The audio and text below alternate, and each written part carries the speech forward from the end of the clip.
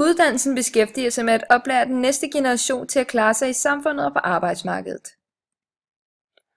Og der er langt forskellige aktører på området, men de allervigtigste, det er uddannelsesministeren og lærerne og deres fagforeninger, som f.eks. DLF, og eleverne og deres organisationer som DGS, og så forældrene. Og de har alle mange forskellige interesser. Uddannelsesministeren hun vil gerne føre regeringspolitik ud i livet, og Helle Thorning-Schmidt hun har udtalt, at denne generation skal blive den mest veluddannede generation. Og lærerne, de ønsker gode arbejdsvilkår, men de ønsker også en god uddannelse for eleverne. Og eleverne de søger indflydelse på undervisningen, og forældrene de vil gerne sikre, at deres børn får en god uddannelse. I forbindelse med uddannelsen er der ikke nødvendigvis modstridende interesser, da der f.eks. er gode arbejdsvilkår for lærerne, ikke nødvendigvis er modstridende til den bedst uddannede generation. Man vil gerne opdrage gode demokratiske borgere og få den nye generation ud i erhvervslivet hurtigst muligt. Og der er nogle forskellige diskurser, men en af de allervigtigste, det er regeringens diskurs. Og som man kan læse på Socialdemokraternes hjemmeside, så skriver de, ingen regering i Danmarks historie har gjort så meget som os, når det handler om uddannelse.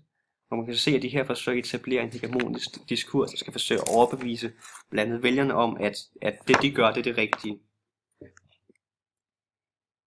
De mest væsentlige beslutninger, der er blevet truffet på området, er den nye folkeskolereform og den økonomiske effektivitet. Små skoler bliver lukket ned og bliver slået sammen med yderligere andre skoler. Og EU påvirker meget, meget stærkt uddannelsen her i Danmark.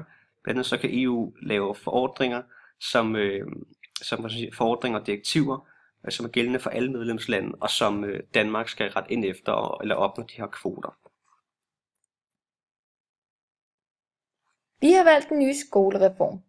Den er velegnet, da den viser alle aspekter, der er ved at føre politik på uddannelsesområder, fordi den viser samtlige interesser og problematikker, der er ved at være i uddannelsesministerens sko.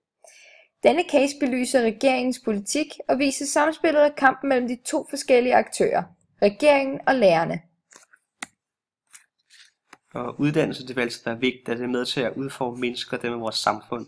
Det er fuldkommen ligesom at Peter Berger og Thomas Luckmann sagde i Den sociale konstruktion af virkeligheden, at mennesket skaber samfundet, men samfundet skaber også mennesket. Og Tony Blair og Vladimir Lenin, de havde ret, da de sagde, our top priority was and always will be education, education, education. Og uddannelsen er nøglen til at konstruktionen af den moderne demokratiske samfund. Derudover så sagde Vladimir Lenin også til unge mennesker, learn, learn, learn.